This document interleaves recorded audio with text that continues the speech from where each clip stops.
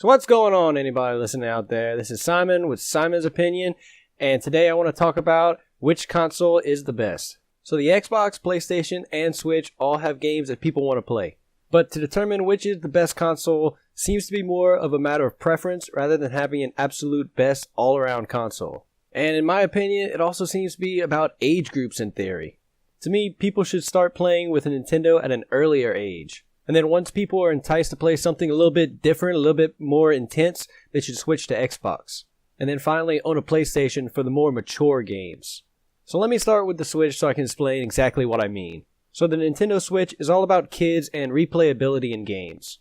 Games like Mario Kart, Splatoon, and ARMS satisfy the quick matches and replayability in Nintendo games that they've always had. The replayability Nintendo offers keeps parents especially satisfied because they don't have to go out and buy games constantly for their kids. Also, any newcomer to games can quickly pick up a controller and get into the game after a couple of tries. And having fun and lively colors incorporated into these games keeps kids of all ages entertained even though they're having countless failures throughout the game.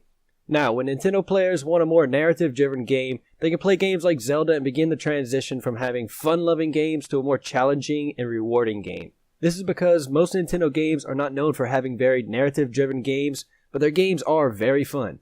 And once a player has reached the urge to where they want something a little bit more advanced than Nintendo has to offer, then they should switch to Xbox. Xbox offers really good narrative titles and also keeps multiplayer in mind, thus giving the switch from Nintendo to Microsoft not as big of a game changer. To start playing on an Xbox will introduce gamers to more intense stories and keep gamers of all ages still entertained. Having games like Halo introduces gamers to more advanced stories in games, but also keeps the competition there as well, with its multiplayer that is not as unforgiving as Call of Duty or Battlefield. I'm not really going to talk about third-party games, which every console has, but this is more about just the exclusives offered on each console. So with that being said, Xbox also has Forza, which Forza can be the easiest racing simulator ever or the most brutal, depending on how you want to play the game. This is the console I find that would weed out players of more child-friendly games versus more intriguing, advanced story-driven games, forcing some gamers to switch back to Nintendo for its kid-friendly games, and others to move ahead and switch to the PlayStation 4 for its heavily more mature story-driven titles. So the gamers that do switch to PlayStation 4 can find very adult story-driven games, and these games have very mature content that stick with adult players for years. Just as 20 or 30 years ago as a kid, adults now remember rescuing the princess from the tower in Mario.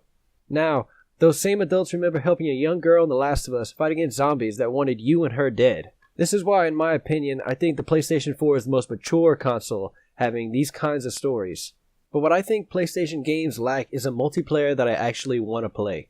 Their games seem to be more focused towards adults who can't really beat a single-player game in one sitting. And they want to treat these game stories like a TV series with a captivating plot. And yes, the PlayStation 4 also has all these third-party games, but once again, I'm just going over the exclusives right now. Now, does really any of this matter? Not really, because most game sales on the PlayStation and Xbox are third-party games that are available on both consoles. But for Nintendo, having these exclusives branded more towards kids is a great way to get parents and those more interested in non-story-driven games to purchase their console.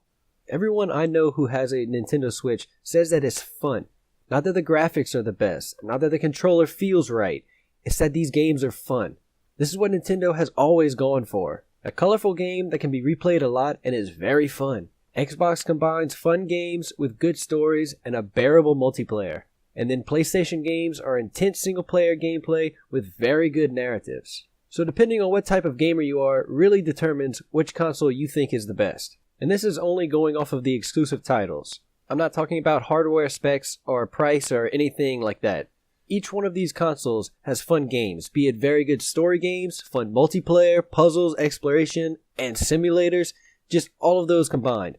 But when you get down to the exclusives, they are only available on one console. This is why exclusives are a very determining factor for which of these consoles is actually the best. And also, it's very much about preference. Because some games that are very challenging, like Dark Souls, may be fun for some people, but others may like a very pointless, repetitive game like Nintendo has. So in all honesty, I find every console quite appealing to their type of gamer they want playing on their console. But to me, it does seem like age groups play a very major role in purchasing a console. My most recent favorite game I played was The Witcher 3, but I'm not going to tell my 7-year-old nephew to go out and buy it. Instead, I would probably tell him to check out Mario Kart. And instead of playing The Witcher 3, I'd tell a 13-year-old maybe he should be playing Forza or Halo. And then once a gamer gets around 18 to 21 years old, that's when they start playing The Last of Us. So to recap everything I just kind of said, as a kid, the Switch is the best. As a teenager, Xbox is the place to be. And as an adult, the PlayStation is best. Now the gap between Xbox and PlayStation is not as big as the gap between Nintendo and Xbox, but there still is a gap there. And if you're a gamer like me who enjoys all games, why not just get all three? All consoles have their advantages and disadvantages. So to say that one console is the absolute best is complete nonsense. I'm sure many of you disagree with me on this, but I back it up by saying many people enjoy playing the best games, play on multiple consoles and or PCs. So which console out there is the best? From my point of view, they're all the best. If you agree or disagree with me, please leave a comment so we can start up a conversation about these things.